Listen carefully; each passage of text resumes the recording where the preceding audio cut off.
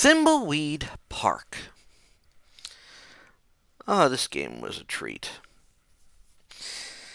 Now, this was released March 30th, 2017. And this was after a crowdfunding project. It was crowdfunded, yeah. It was revealed November 18th of 2014. Now, this is created by the same people that were behind Maniac Mansion and the Monkey Island series from LucasArts, the gentlemen of Ron Gilbert and Gary Winnick. Now, and you can see that. I mean, it uses the same system that a lot of Lucas games did use, like it's using the script creating utility for Maniac Mansion.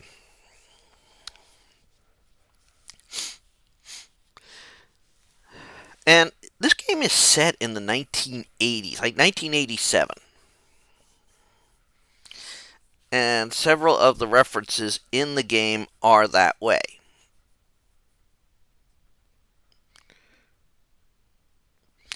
And this game is also very much like, even the cover art gives off like an X-Files vibe to it.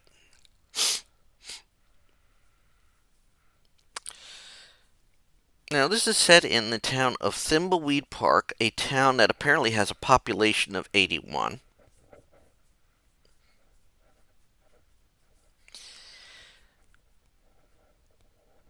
Yet, when you look at the phone book, you see thousands of people in there, so.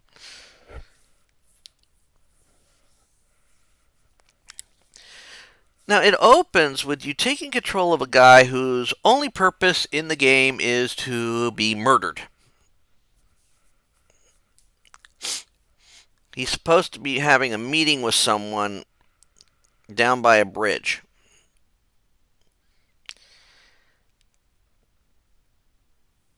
And gets murdered. We don't know by who.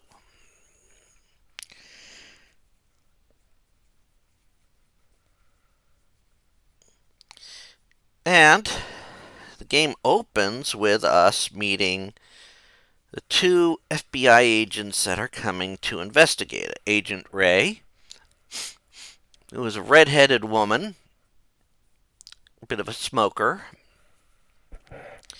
and Agent Reyes, who is seems very eager to do his job. And right away, some things appear odd. First off, neither agent seemed to know that there was going to be another agent there.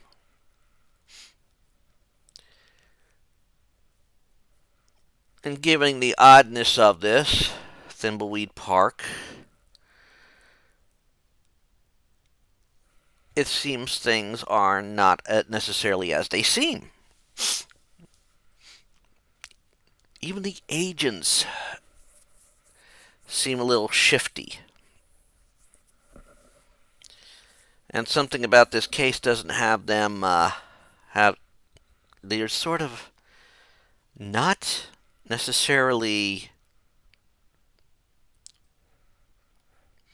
No, the case is almost like it's a sidetrack for them.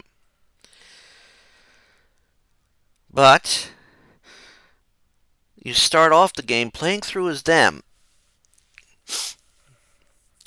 looking into the murder of this individual.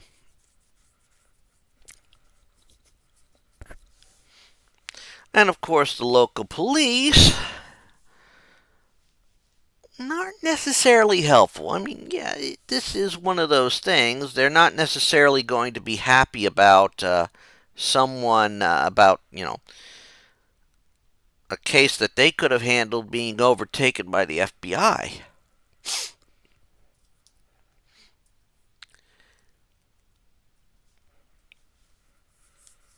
And the sheriff and the coroner, they seem to both have some very peculiar peculiar habits. They have to add some nonsensical thing at the end of their at the end of their sentences.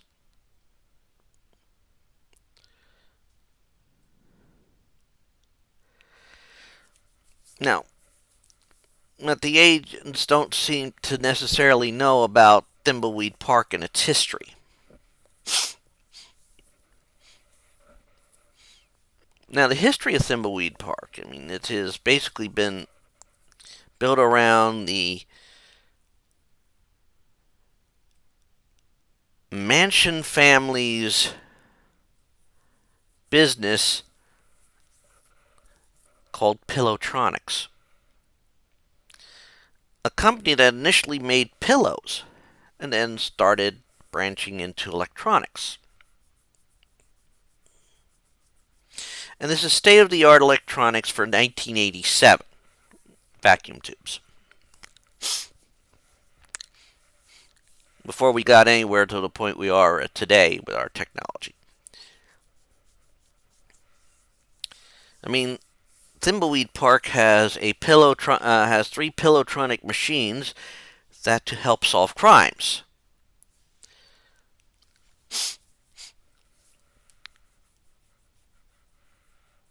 Which you have to figure out how to use and get what you need.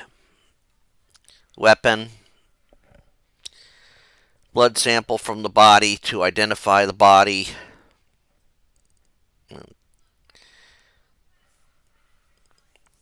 fingerprints to and I gotta identify the body to figure out the killer, find the weapon, all that. Of course, the sheriff is not very helpful. I mean, the sheriff goes into the local Quickie Mart and takes all the maps because you have to. Yeah, it's not wise to go outside of town without a map, so I don't want people to get lost to Reno. Now, of course, while you're in town, you start learning about other figures. You learn about Ransom the Clown. He was basically an insult comic. And then he insulted a local gypsy and she sort of cursed him. And his whole life went to hell. You learn about Dolores Mansion. I think that's supposed to be her last name.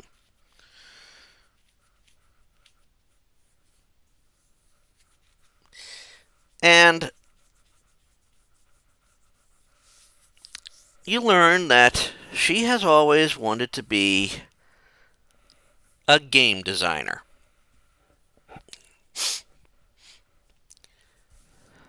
In fact, when she passed the test and got accepted to be a game designer, her uncle Edmund, who she did admire, disowned her on the spot.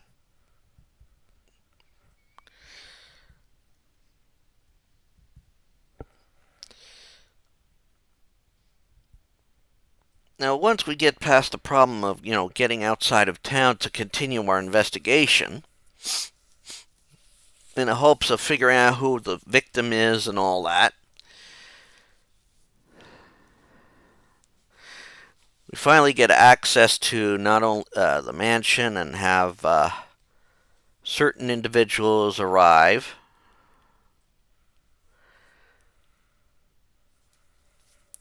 Like Dolores arriving home.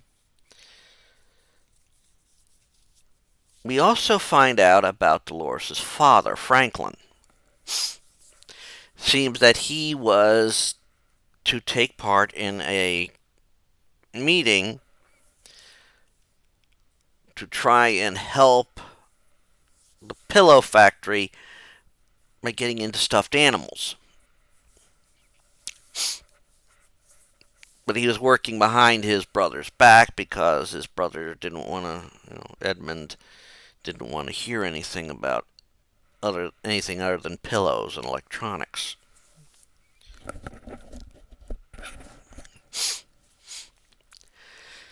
Now, using all the information you find out that the local town wino, who used to have a watch shop in town, appears to be the victim. Or appears to be the murderer. And so you must now, once you do that, it seems that the agents are done in town and they are off, leaving you to work on the other things, helping Dolores get things moving for the reading of the will. Ransom, of course, trying to further his own goals, somehow get his life back on track. And of course, trying to help Franklin, who is pretty much just stuck in the hotel, to make peace and, settle his life or any unresolved matters.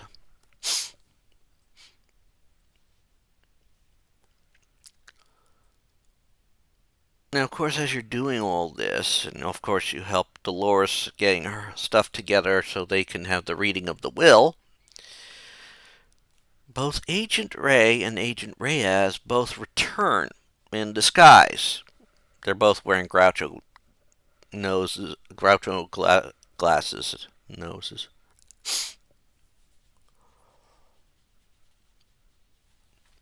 So now our team of 5 individuals are working together to further things along. In fact, as we further things along, we find out, once the will is read, that Thimbleweed Park is supposed to be completely demolished.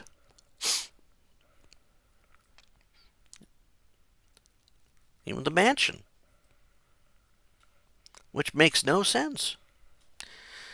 And so the group decides we need to get answers.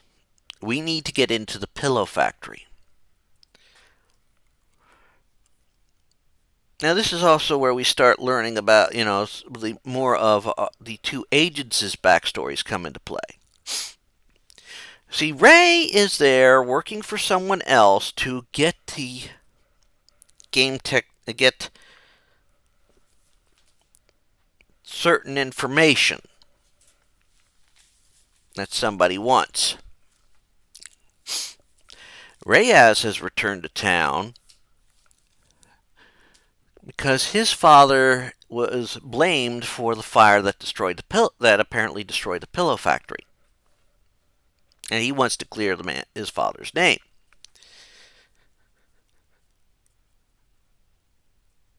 So as things play out, they get into... Ransom wants to get in the pillow factory to get his prototype doll back and maybe somehow get he'll help turn his life around. Well, they all get in there. And what they find is something they weren't expecting. It's like the whole factory has been turned into a massive computer thing. It sort of gives hint that the sheriff, the coroner, even the hotel manager might have been androids or something.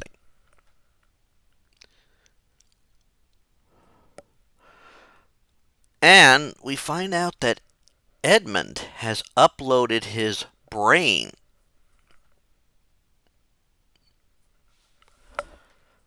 to the computer. Actually, it's not Edmund, it's Chuck. That's his first name. And maybe I have their names wrong. Maybe it's not The last name is Edmund and not Mansion. Well, Chuck has uploaded his personality, so now you have to thwart this personality to find out what's going on.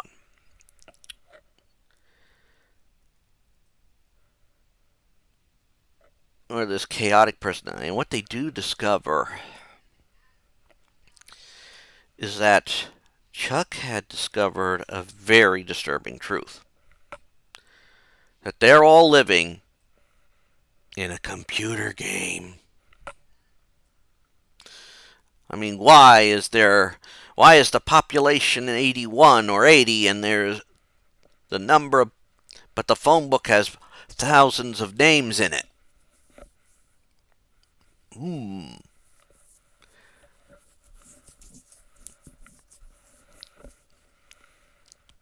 Now, of course, to get this far, you have gone through so many things. I mean,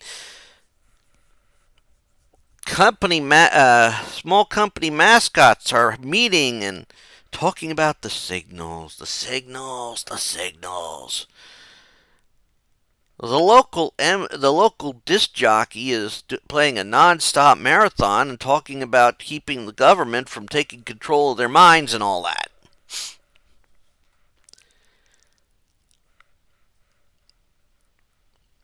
And of course, you also have,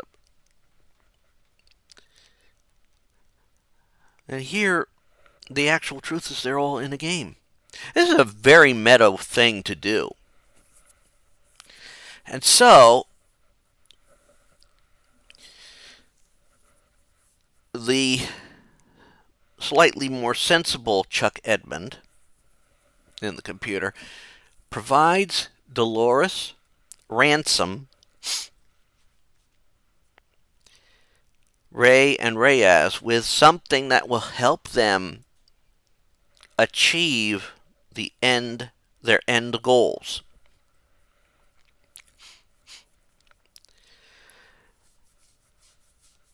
Ransom gets a card to thank people, to apologize, which he takes to the local diner, and the person in the diner tells a story which allows Ransom to correct his mistakes back then and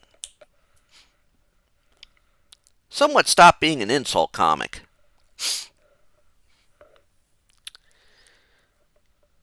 Reyes gets proof that he needs to, reveal the truth, taking it to the local paper to print it up, clearing his father's name. Ray gets something to help her get the very item she's been paid to get, and gets uploaded out of the game. And then Dolores gets what she needs to finally bring an end to this. The game mentions that in order to get where you need to be, Dolores, you have to go back to the location shown in the Kickstarter video. Helpful if you have a walkthrough, you know where to go for it. And she goes into like an early beta version of the game, and does what she has to literally, quote, delete the game.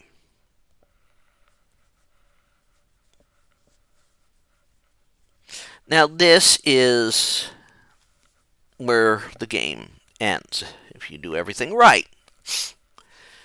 And it's a beautifully meta way for this game.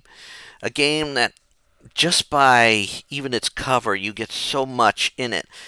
You get Twin Peaks vibe from this. The agents make you think of X-Files. The way to solve puzzles seems right out of an 80s computer game. And you have people that if you you know the games, Zack McCracken, you know Maniac Mansion, you're going to see people that are these same characters. I mean, if you look at the Wino, he has the same basic design as the Wino and Zack McCracken.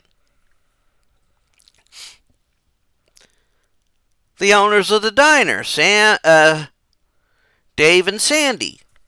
This is Dave and Sandy from Maniac Mansion. Look in the crowd when you see Ransom Show.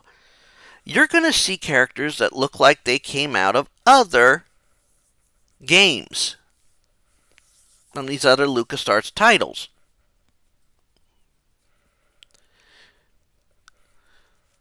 This game is beautiful. This game is an experience. It's humorous. I mean, one of the things Edmund has to do is, one of the things that Franklin has to do as a ghost is literally scare people by jinxing the water fountain to have it go splashing on people.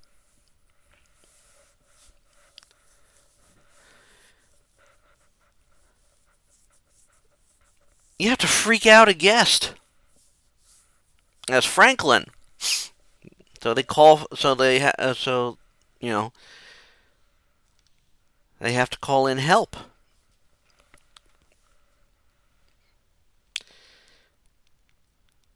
And just for giggles, they put in little specks of dust that you have to collect. It does nothing but, as far as I can tell, except give you an achievement,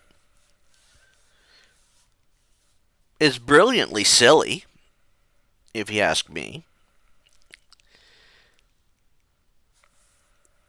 You come across a guy that works for the family, the Edmund family, and what's he do? He's digging. He's digging a hole in the front yard. And anytime you go back to the mansion, he's digging somewhere else.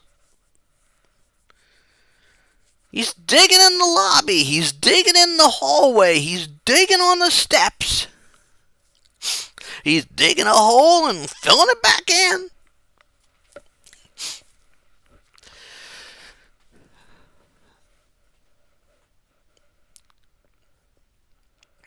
All the time they're digging.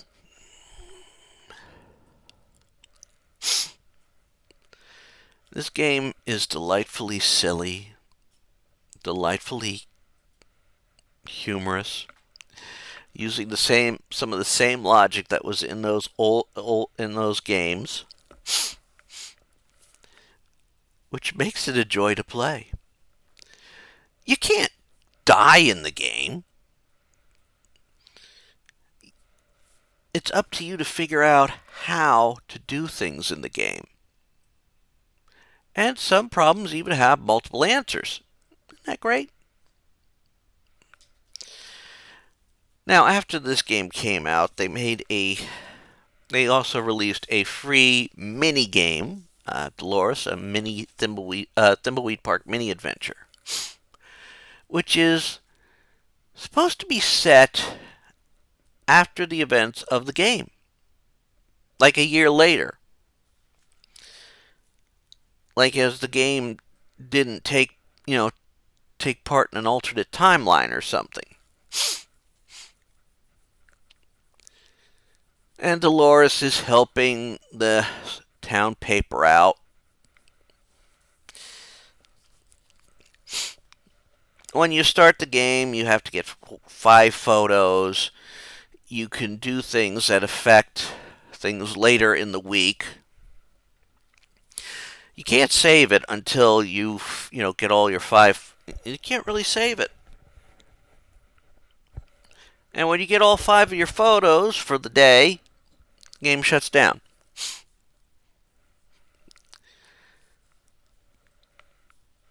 Well, it wasn't something they were playing in market, so they just let it as a freebie for silly fun.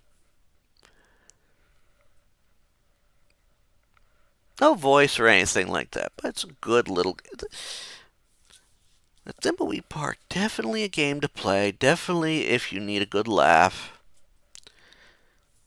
Try and solve these puzzles. I definitely would recommend it, especially if you like the old style of games and all the things from the 90s, like the X Files and that, and Twin Peaks, which were cultural phenomenons.